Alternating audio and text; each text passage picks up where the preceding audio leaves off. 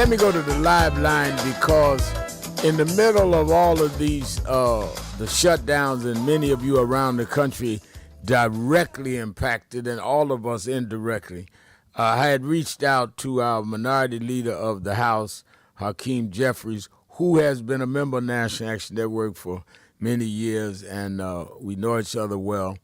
And I reached out to him because I wanted him to spend a few minutes on the air to give us an update of where we are or where we are not in terms of the shutdown. And I'm also concerned when I heard about the arrest of a man planning his death. So I wanted to also, we rallying around that on Saturday at the Saturday Action Rally, having ministers pray for Hakeem Jeffries. As one who was stabbed and has gone through a lot of death threats, I take all that seriously. So I have on the live line from Washington, D.C., the minority leader of the House of Representatives, Hakeem Jeffries. How you doing, Mr. Congressman? Good. Good afternoon, Rev. Great to be with you. Thanks for having me on. Thanks for coming on. Where are we with this shutdown? So this is day 23 of the Trump Republican shutdown, and unfortunately, we continue to see inaction from House and Senate Republicans. In fact, House Republicans have now been on vacation for 4 consecutive weeks. They've canceled votes 4 consecutive weeks and don't appear to want to come back into town next week. We've repeatedly made clear as Democrats in the House and the Senate that we're willing to sit down with anyone, anytime, any place, either at the Capitol or back at the White House, to reopen the government, to find a bipartisan path forward toward enacting a spending agreement that makes sense for the American people, but it has to make life better for the American people, including in addressing the health care crisis that Republicans have created, which is devastating people all across the country, including in black and brown communities, working class communities, rural America, urban America, small town America, and the heartland of America. Now, November 1st, we're going to be facing SNAP becoming expired in many households. We're going to be facing the premiums going up in terms of health care, affordable health care. I mean, are people in Washington on the other side of the aisle cognizant of the fact that this is going to impact even their own constituents?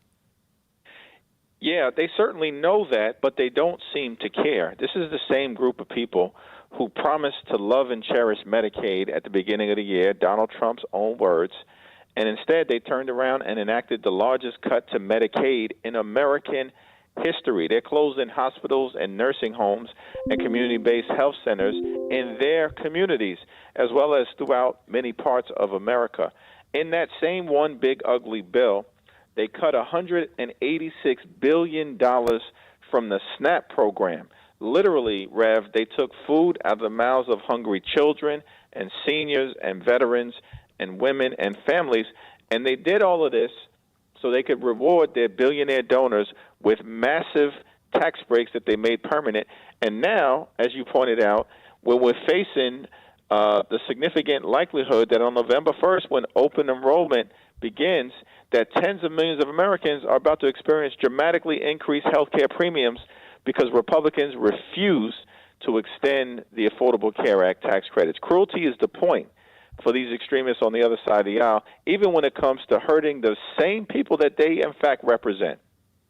Now, let me ask you, how are you doing in the wake of these threats? I know your family well, and in fact, I went to your father's wake in Ohio, and I've been concerned about, I know you and those of us in public life expected, but it's a real trauma on your wife, your children, your mother.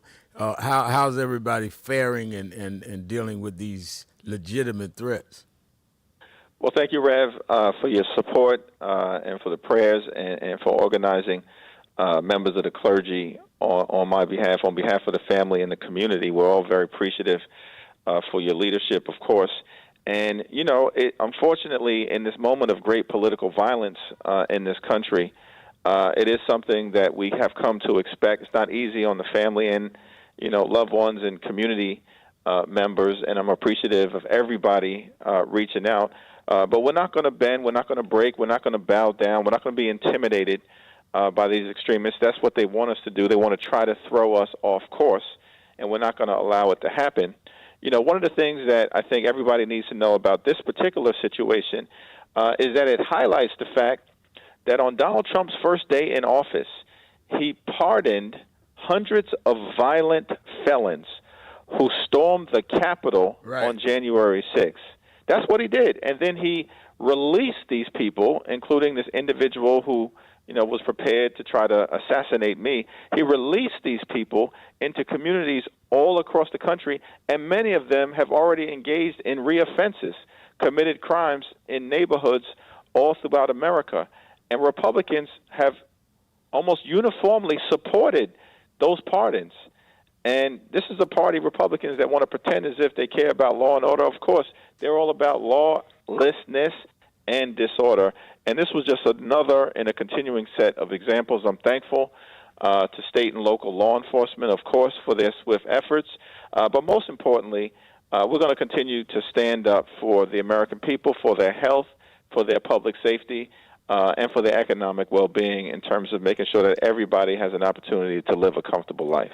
I need to ask you this. You and I and Senator Schumer and Greg Meeks, others have not endorsed in the local mayor's race. I understand that Mayor Adams is endorsing Andrew Cuomo today. We've had all of us individually conversations with Mandani and others. Do you expect to make any endorsement? Early voting starts Saturday. Yeah, early voting starts on Saturday. I do hope to talk to our Democratic nominee at some point, either late today or tomorrow, in advance of early voting.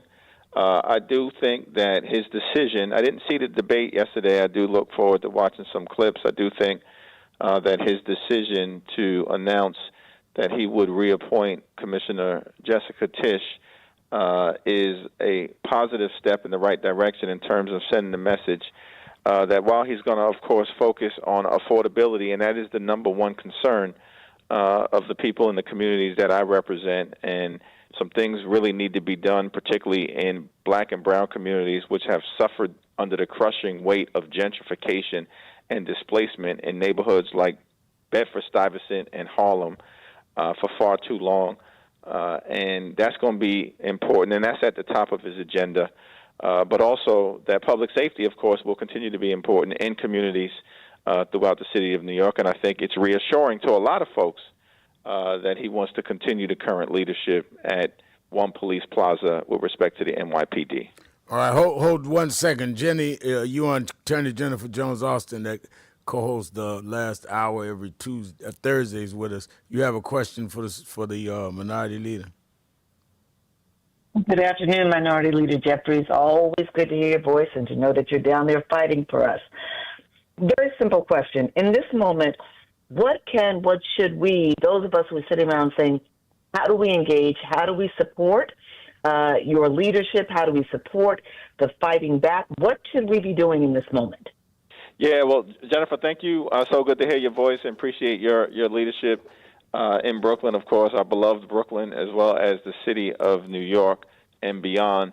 I think one of the things that we want to emphasize over the next few days, next few weeks, is that as people begin to get information, notices that their health care premiums are going to skyrocket, we want to elevate those stories because we're fighting for all of you. And this is a very real crisis. And we're urging everyone, call your member of Congress and share with them what your current health care costs are and what they are expected to be because of the refusal to extend the Affordable Care Act tax credits. And by the way, that's going to affect everybody, both people who are on the ACA and people who get their insurance from their employers. Everybody is about to face significant increases in their insurance costs, and we want people to share those stories with their members of Congress. Myself, of course, back at home in Brooklyn, reach out to me. I'm at the Shirley Chisholm State Office building. Everybody, I think, who represents me, who I represent, knows how to reach us. But we want to be able to elevate these stories in the midst of this Trump Republican shutdown so we can further illustrate why we are fighting to address this Republican health care crisis. And then if you live in New Jersey, if you live in Virginia, or Pennsylvania, you've got some important races that are on the ballot on November 4th. Make sure you exercise your right to vote. Donald Trump wants to suppress your ability to participate in the democratic process, but you have the ability to go out and make clear to the country that this is a national nightmare and we want to turn things in a different direction. And then, of course, lastly, if you live in California, you have Prop 50 on the ballot. I was out at black churches on Sunday of this most recent weekend campaigning, yes, on Prop 50, so we can stop Trump from stealing the election and make sure there are fair congressional maps. All right. Minority Leader of the House of Representatives, Hakeem Jeffries. As I said at Saturday's rally here and Detroit, we'll be praying for the family. I think we're trying to get you on Politics Nation one night this weekend to get the update. We'll be in touch. Thank you for coming on. We will be right back after the break. Thank you, sir. Going back to the phones.